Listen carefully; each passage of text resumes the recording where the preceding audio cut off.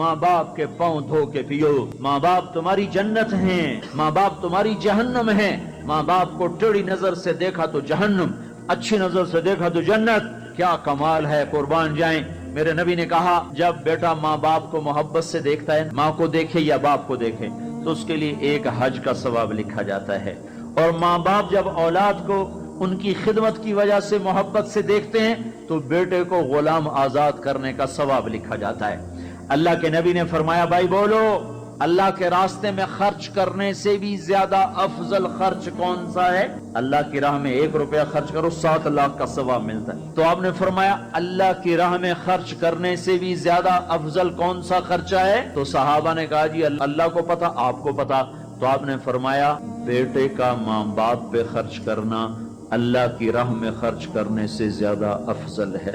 अब मेरे तो मर गए, तुम्हारे जिंदा हैं तो कुछ कर लो, मर गए तो बस फिर हाथ ही मलते रह जाओगे।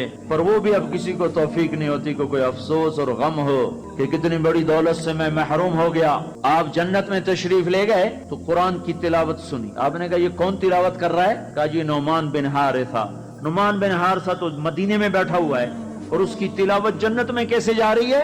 कहा जी माँ का फर्मा बरदार है, इसकी वजह से इसकी तिलावत जन्नत में भी आती है। कि तुमने इतने लाउड स्पीकर लगाए हुए हैं फिर भी लोगों को पूरी तरह बाहर वालों को सुनाई नहीं देता होगा, और नौमान अपने घर में बैठ के तिलावत करते और आवाज जन्नत तक जाती है। क्या चीज ले गई?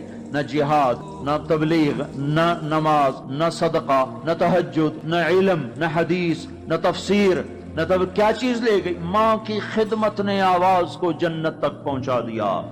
कैसी खिदमत करते थे? माँ के कपड़े धोते, माँ की रोटी पकाते, माँ को नवाले बना के खिलाते।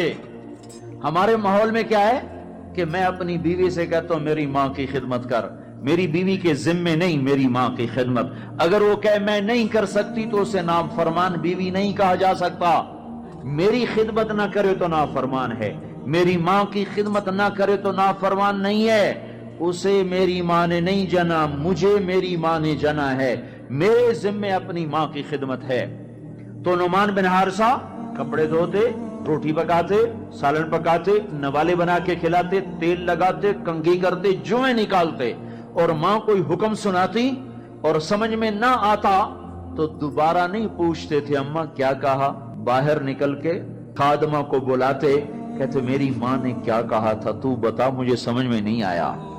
अदब की वजह से माँ से दोबारा पूछते नहीं थे। और मेरे भाइयों, माँ बाप की कदर करो।